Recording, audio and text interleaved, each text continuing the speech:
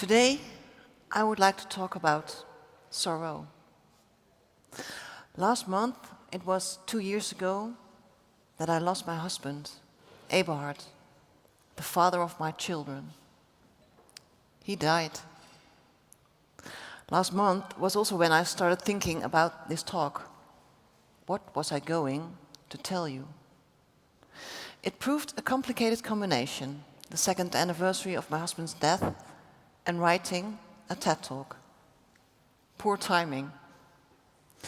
So poorly timed that, in all honesty, I just could not think of what I was going to say on this stage. My thoughts were hijacked by other things. Memories, images. The second anniversary of my husband's death was approaching, and I kept seeing my youngest child's toes. Those toes, stuffed in sneakers whose noses were scuffed because he kept using them as brakes to slow down his bicycle. That toes he stood on 2 years ago to give his father, who was lying in his coffin, a kiss. For he had not been tall enough yet to reach him. It were these types of images that filled my brain and filled me with sadness for most of September and October. That had not been my intention. My plan had been to spend most of September and October by opening my laptop in the mornings and writing an inspiring talk with facts, numbers, quotes, and jokes. The type of talk that would leave you saying, "What a remarkably wise woman." But try as I might, I did not generate facts or numbers or quotes, let alone jokes. I generated absolutely nothing. In fact, I didn't even open my laptop. Instead, I had conversations with my best friend Sam that went something like this. "What is that in your ears?" "I don't know. It's black." "I don't know. It looks weird." Back at home in the mirror, I saw what it was. Mascara. Earlier that day, I had cried so hard, lying on my back, that all my mascara had run into my ears. They were black. And truth be told, it did look weird. This was not a wise woman staring back at me from the mirror.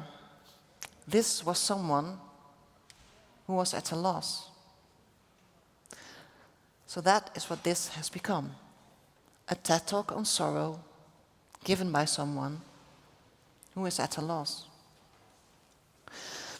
And perhaps that's just what it needs to be. During the last 2 years, I noticed, from the response to my columns on grief, for instance, that I touched people by sharing my struggles with sorrow, that they found it recognizable, that there is a need for more stories about pain, stories about the less rosy sides of life. We seldom share our pain, while we all experience it. We often deal with sadness alone. How sad is that?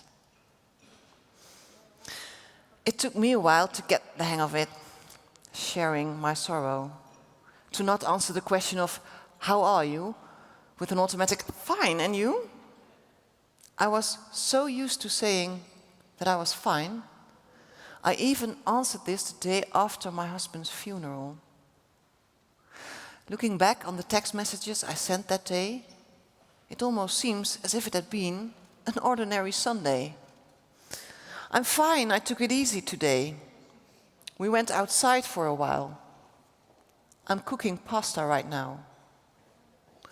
But of course, I wasn't fine at all.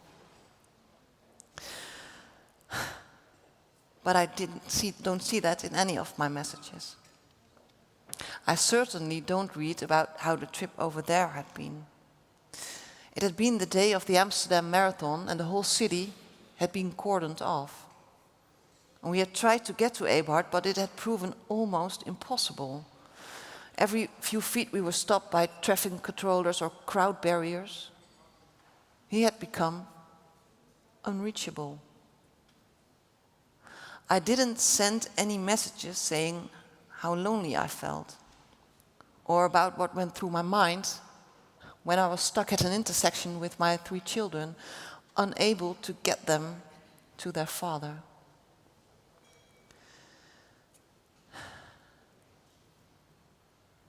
We often deal with sadness alone. And I think that this has something to do with being vulnerable, with fearing the judgments of others. I would rather that the people around me see me as happy and fun, not as someone who is weak and who is struggling with doing things on her own. Even I would rather not see myself that way. I want to be the woman that makes you laugh, not the woman with mascara in her ears. It also has to do with daring to claim space. If I tell someone I'm feeling sad, this places expectations on the other.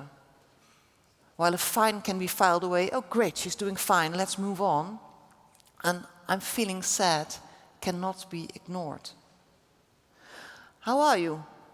I'm feeling sad. Oh, okay. I think I'll have the carpet cleaner come over. That stain is driving me crazy. And I'm feeling sad requires attention. But who am I to ask that of someone? I can cope. I always have. And I've seen others do it too. How are you? Fine. But I was not coping. There were moments that all I could feel was, he's dead, gone. Moments that I was filled with missing and pain and sadness. So filled with it, I overflowed. And you could almost call it luck that my sorrow was so overwhelming that I had no choice but to share it, despite myself. Because that allowed me to experience what sharing can do for you. I can still picture myself sometime last year on my bicycle on my way to a coffee date with my friend Sam. I had woken up very early that morning. And before I had even opened my eyes, I could feel the absence of Eberhard's arm. Literally, I missed his arm. And to be more exact, I missed that spot between his shoulder and his biceps. That little hollow, the part of his upper arm in which my head fit, in which my head belonged. And I missed it so much that it hurt. I missed it so much that I fled out of bed and started my day way too early just to not feel the pain. And I kept on fleeing until it was time for my coffee date. But when I locked my bicycle, I once again felt that hollow in his upper arm. And I started to cry in the middle of the street. Well, not really in the middle of the street. I leaned against the wall as much out of sight as possible, and with my head down, I cried and felt ashamed of my tears. And that was the first thing I said when my friend arrived. I apologize for my tears. I'm sorry that I'm crying while you thought we were going to drink coffee and enjoy each other's company. I'm sorry. But after all the sorries, behind a cup of coffee, out poured the rest. About his upper arm, about how lonely I felt, about how afraid I was that I would never recover. And she did the one thing I needed her to do, the only thing that could console me. She listened. I talked and she listened, and that is how we connected. We seldom allow ourselves to tell our story, but when I tell about my pain, I expose myself. And it might be the part of me with mascara in her ears, but that is me too. And though it fills me with fear to do so, when I do it, I allow a real connection to come about. And that connection chips away at the solitude of my sorrow. I can still feel the pain. I can still feel the absence, for instance, of that hollow in his upper arm. But when I share my sorrow, then, for a while at least, I am not alone. And this connection works both ways. It's not only good for yourself to share your sorrow, but also for the other. Sharing sorrow creates space. Space for the other to tell their story, to expose themselves. It's infinitely easier to show your vulnerable side to someone who is doing the same. Look, I'm broken too. Here, for instance, and here. By sharing your sorrow, you give the other the space, you give the safety to share their sorrow. And one thing is for sure, the other is sad too. Everyone carries a sadness in them. So I learned to share my sorrow, but what I also did was waiting. Waiting for my sorrow to go away. Waiting for things to go back to normal. Because this was no way to live, waking up to missing hollows in upper arms. I wanted to go back to who I had been before. But it's a painful misconception that sorrow or loss is something you recover from. It took me a while to figure out that sorrow is not something that has to be dealt with, that you can actually live with sorrow. A funny thing really, that was something I had to learn. Feeling sad is normal, human. Yet sometimes it seems as if we are afraid of it. And it is logical not to want to feel pain and to try to push it away. I did this myself night after night as I tucked in my middle child. Good night. I love you. And then I would see her pull up her blanket, the soft blanket. The blanket her father had lain under when he passed away. The blanket she had dragged to her bed the day after he died. The blanket she clung to. And as I went downstairs, I would feel the pain well up in my belly and in my chest. But instead of welcoming it, I would push it away. I did not want to feel my sorrow. And in order to help me avoid it, I would fill my head with other things. Whether I wanted to empty the dishwasher now or tomorrow. Whether I wanted to try on those pants I saw in the shop window. Whether I had an opinion on the expansion of Schiphol. I literally tried everything. We push away our sorrow in order to go on living. And if we don't succeed in doing so, we go to a therapist or we take pills. But they all boil down to the same thing. We want to deal with it, fix it. The sorrow has to go away so we can go back to who we once were, back to living our lives. But things only started to get better once I stopped resisting my sorrow and gave it space. Once I welcomed my sorrow. My sorrow for the girl who sleeps under the blanket that had covered her father. My sorrow for the absence of an upper arm. My sorrow for the boy that had to stand on his toes. I welcomed my sorrow. And by God did it hurt. In my belly and in my chest, in my throat all the way up to my ear, that did not feel his arm anymore.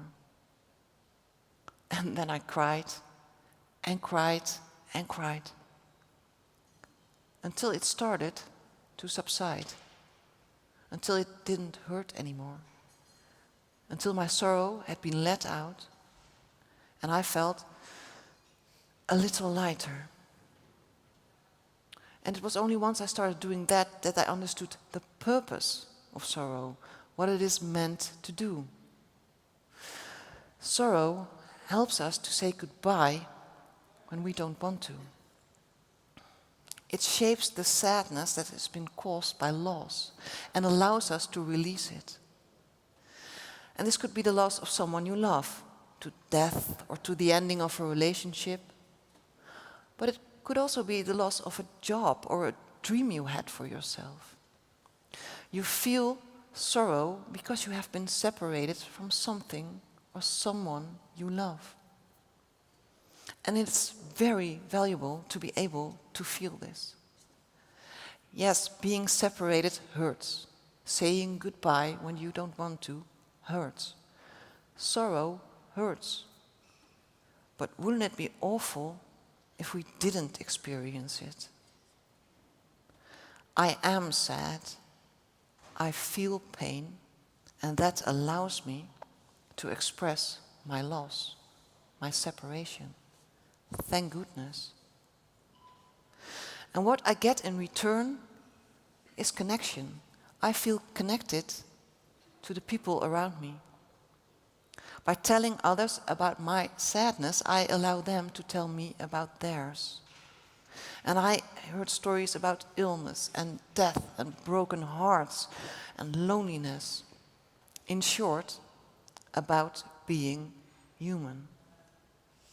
And that has changed me too. For instance, it helps me to view others with more empathy. I no longer see other people as moody or difficult or bitter. I know there is a story behind it. I hope we take the time to ask them about it.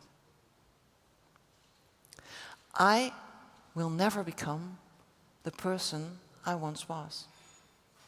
And that doesn't matter. I am now a woman with mascara in her ears. A woman who feels sorrow. And I wanted to share my sorrow with you this afternoon. I wanted to tell my story in the hopes it helps others to tell theirs, to share their sorrow. Because it's part of life, sorrow. It makes us human. So please allow yourself to feel it. Thank you.